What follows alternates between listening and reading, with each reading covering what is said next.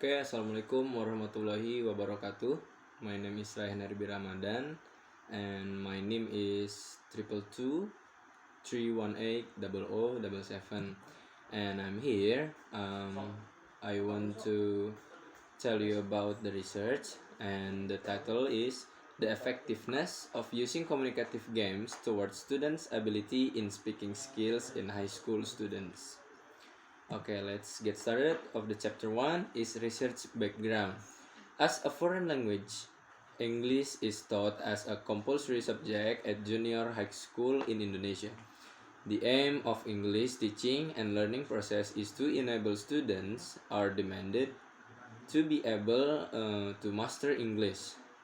In learning English, junior high school students are to master the 4 skills: speaking, listening, writing, and reading, because they are the keys to communication. Among the 4 skills taught at junior high schools, speaking is the most difficult skill to build in the classroom, whereas as what Thornbury 2005 1 says that speaking is so much a part of daily life that we take it for granted. Speaking is very important since it is the most used skill when someone wants to convey message and exchange information. Research concerned that the mastery of speaking skills in English is a priority for many second language or foreign language learners. Consequently, learners often evaluate their success in language learning as well as the effectiveness of their English course on the basis of how much they feel they have improved in their spoken language proficiency. And next, to the research questions. Is communicative game can increasing student speaking abilities? And second one, will it can be affect student speaking ability? And the chapter 1 again, the research objective, the part 3, related to the formulation of the problems. The objective of the research is to improve the student speaking skills for high schools. Research significance. First, theoretical significance is it is hoped that the result of the study can be one of the references in speaking learning theory. Practical significance. The student. By using communicative games in teaching speaking, it is hoped that students' speaking skills can be improved so that the student can communicate using English for more fluently, accurately, and communicatively. The teacher. It is useful for the English teacher to improve their teaching strategy so that the students can comprehend the materials and get involved in teaching and learning process, especially in speaking activities. The English teachers are also expected to innovatively create interesting speaking activities. The reader. It may give some information to the reader about teaching, speaking, and how to improve students' speaking skills in teaching and learning process. And the writer.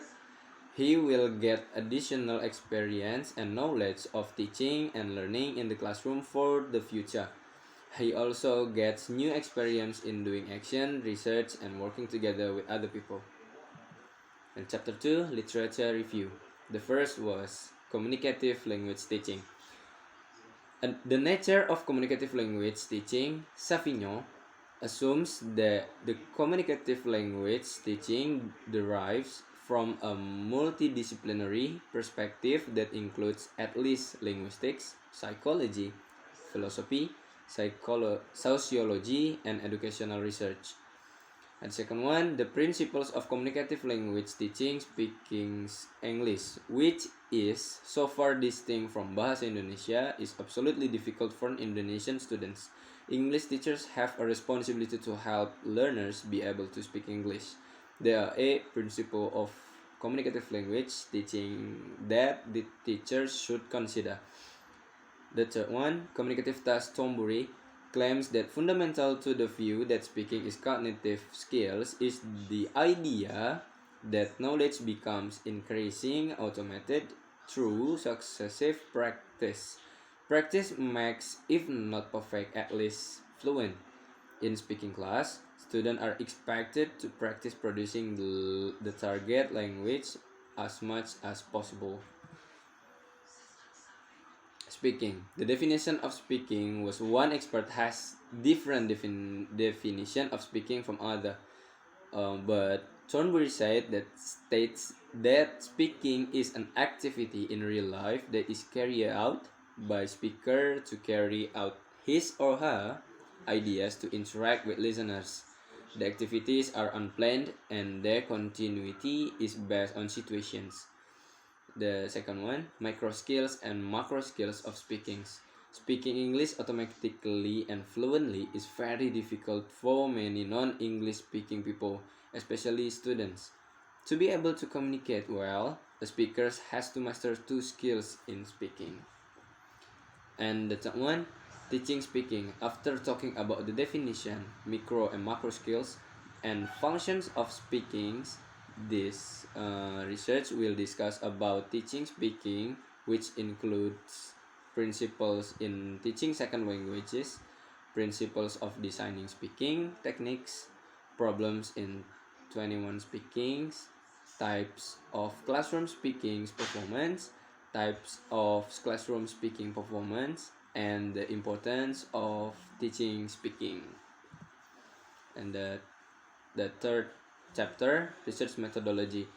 Research design. This study is classroom action research. According to Burns, action research is related to the ideas of reflective practice and the teacher as researchers. Further, he also said that action research involves taking a self-reflective, critical, and systematic approach to exploring teaching context. Burns claimed that for a teacher who is reflective and committed to developing as a thinking professional, action research is an appealing way to look more closely at puzzling classroom issues or to delve into teaching dilemmas. Next, research participant. This research involves some participants. The researcher herself acts as the practitioner who conduct the research. The English teacher was the collaborator of the researcher who gave feedback and comments at the end of the implementation. The students of 10th class of Semandua Kota Serang were the target of the research. And the data collection. The researchers collected data through observations, interview, and tests. The observation was done when teaching learning process was running. The observation was conducted to gain information about their class situation, students, media, methods used by teachers, and to know whether the objective of the teaching learning were achieved or not. The researchers also conduct the interview with the English teacher and the students. And the technique, the researchers collected data through observation, interview, and test. The observation was conducted since the beginning of the researchers and during the action. The first observation was conducted when English teaching and learning process was done by the English teacher. It was conducted to find the problems and to dig for the information about the English teaching and learning process. The data analysis. The researchers analyzed the data in a descriptive way. The researchers described the result from the observation checklist and field note, which consists of the implementation of using communicative games and also the phenomena which happen during the teaching learning process. The researchers also gathered the quantitative data through speaking rubrics for speaking tests. The test resulted in the form of score that later were compared and were described in form of descriptions. Maybe that's all from me. Thank you very much. Wassalamualaikum warahmatullahi wabarakatuh.